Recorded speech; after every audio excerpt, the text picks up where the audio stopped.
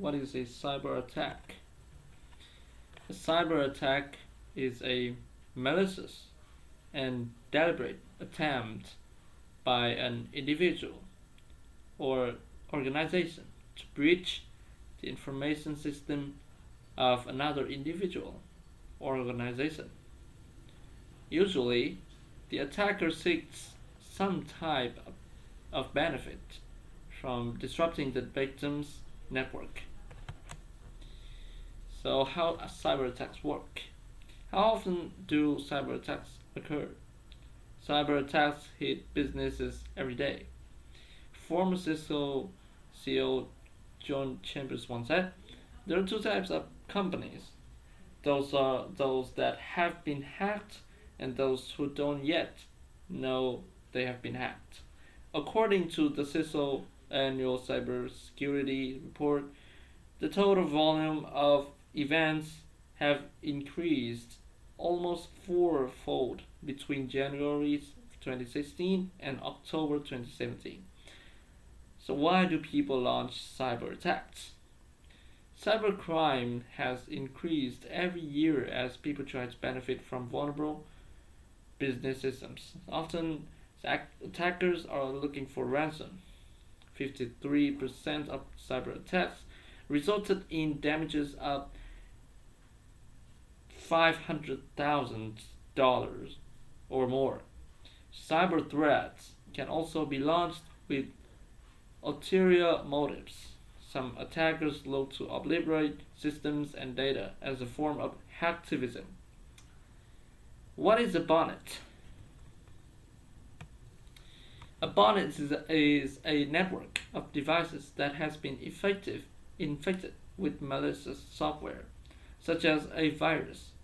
Attackers can control a bonnet as a group without the owner's knowledge, with the goal of increasing the magnitude of their attacks. Often, a bonnet is used to overwhelm systems in a distributed denial or service attack (DDoS) attack. So what are the most common cyber attacks? First, we have malware. Malware is a term used to describe malicious software, including spyware, ransomware, viruses, and worms. Malware breaches a network through a vulnerability, typically when a user clicks a dangerous link or email attachment that then installs risky software. Once inside the system, malware can do the following: blocks access to key components of the network, ransomware, installs malware or additional harmful software, covertly obtains information by transmitting data from the hard drive, which is spyware, disrupts certain components, and renders the system inoperable.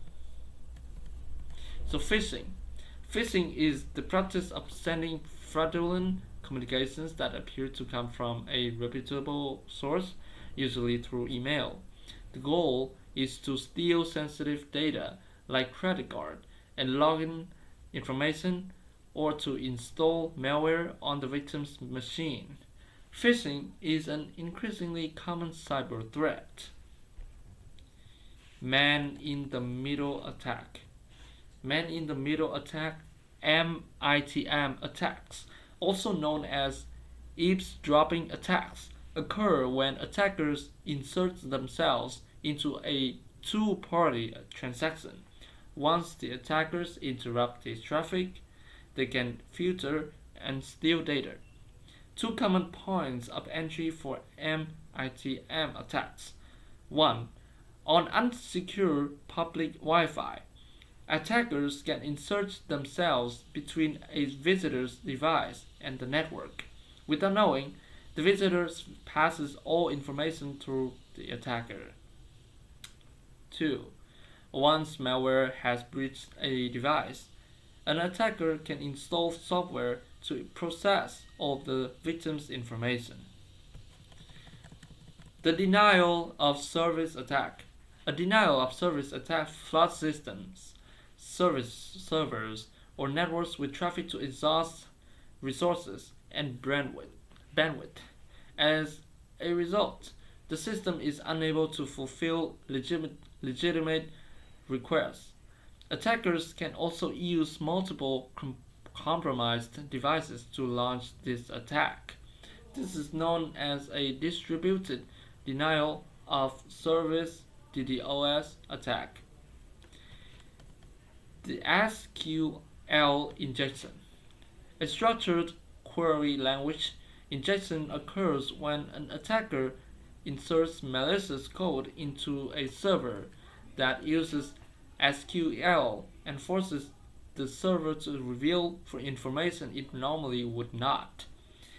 An attacker could carry out a SQL injection simply by submitting malicious code into a vulnerable website search box. Learn how to defend against SQL injection attacks. Zero-day exploit. A zero-day exploit hits after a network vulnerability is announced, but before a patch or solution is implemented. Attackers target the disclosed vulnerability during this window of time.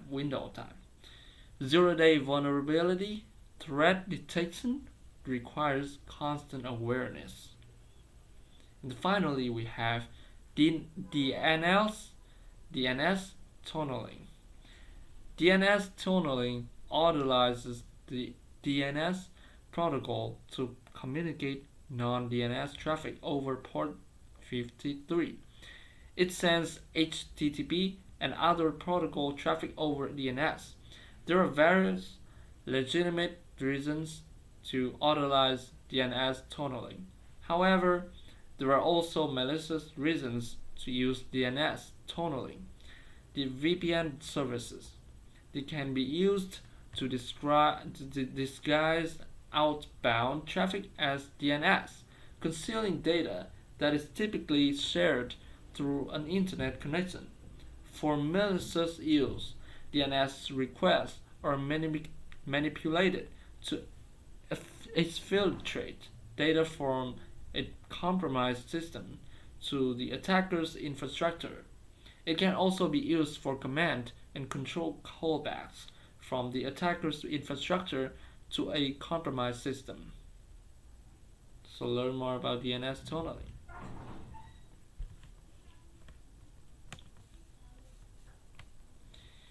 The next time we will learn about cybersecurity.